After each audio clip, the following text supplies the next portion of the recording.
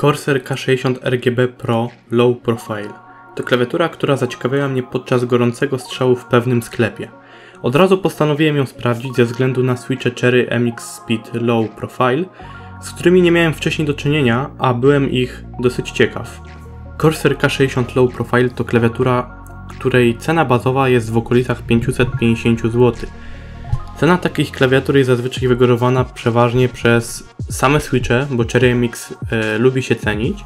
Tutaj poza switchami od wcześniej wspomnianego producenta otrzymujemy konstrukcję, gdzie górna część case'a jest wykonana ze szczotkowanego aluminium, który za to bardzo ładnie się prezentuje. Co prawda niemalże od razu zauważyłem, że ta właśnie część lubi się palcować, a kurz zbiera się i to bardzo szybko, no i jest łatwo dostrzegalny.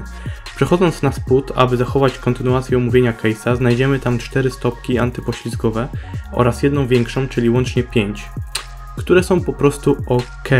Otrzymujemy również możliwość regulacji kąta pochylenia, niestety tylko jednostopniowego, co na moje jest dosyć kwestią słabą, patrząc na koszt samej klawiatury, a że możliwość dwustopniowej regulacji otrzymuję w dużo tańszych rozwiązaniach.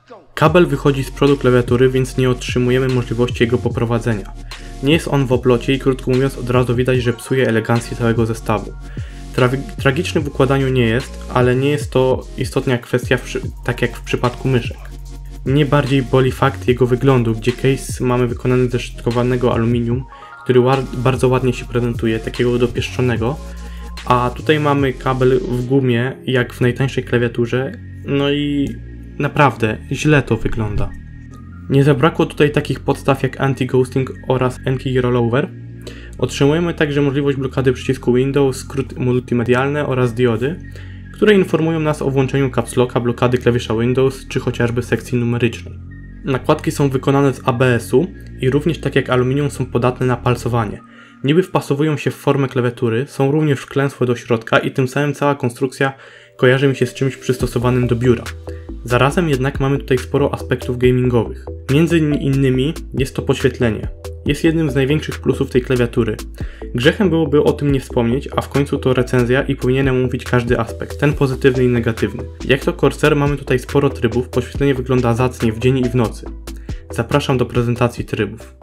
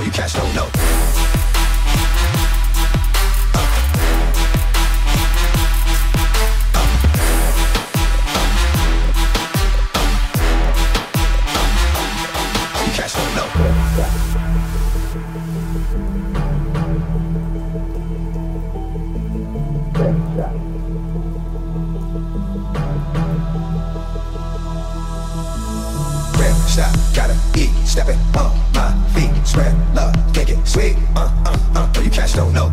Stop, gotta eat, stepping on my feet, spread love, make it sweet, you cats don't know. Stop, gotta eat, stepping on my feet, spread love, make it sweet, you cats don't know. Stop, gotta eat, stepping on my feet, spread love, make it sweet, you cats don't know. Stop, stop, stop, stop, stop, stop, stop.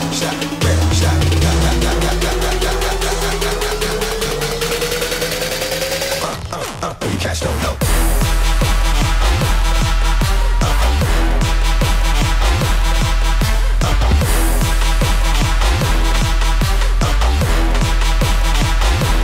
You cats don't know.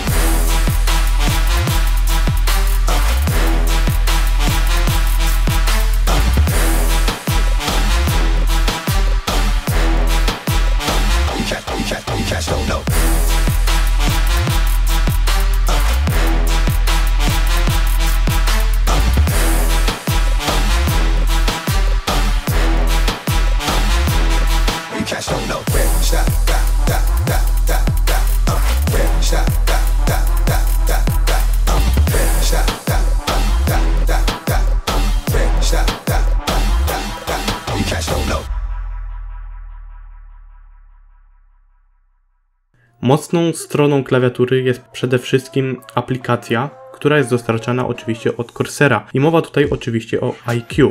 Jest ona zawsze dobrze rozbudowana, znaczy może zawsze to źle powiedziane, ale jest ona dobrze rozbudowana i nie brakuje w niej w zasadzie niczego. Możemy ustawiać podświetlenie, jest masa możliwości ustawienia tego podświetlenia. Możemy tworzyć własne jakieś tryby, podzielić podświetlenie na sekcje. Mam na myśli na przykład sam wsad, same na przykład 1, 2, 3, 4, same strzałki, sam numpad, naprawdę ogrom możliwości. Switche to MX Speed Low Profile. Miałem z nimi po raz pierwszy do czynienia i muszę przyznać, że pierwsze wrażenia były mega negatywne. Miałem ochotę nawet zrezygnować z nagrywania tejże recenzji, a klawiaturę wyrzucić przez okno. Ale z biegiem czasu coraz bardziej się przekonywałem. Rzecz w tym, że nie korzystałem w tym czasie z żadnej innej klawiatury i to dlatego, przynajmniej tak sądzę. Pierwsze wrażenia wyglądały tak, że sobie pomyślałem: o Boże, kupiłem klawę, która normalnie chodzi po ponad 500, a pisząc na niej mam wrażenie, jakbym klikał na membranie. Tak, takie jest to mniej więcej odczucie, ale nie jest to typowa membrana. Jest gdzieś tam ta wyczuwalna różnica, lecz pełnoprawnym mechanikiem ciężko to nazwać i jako, że klawiatura w mojej opinii nie jest tak całkiem najgorsza, to na pewno nie jest warta swojej ceny i w przypadku Corsair, no, po prostu pofantazjowali.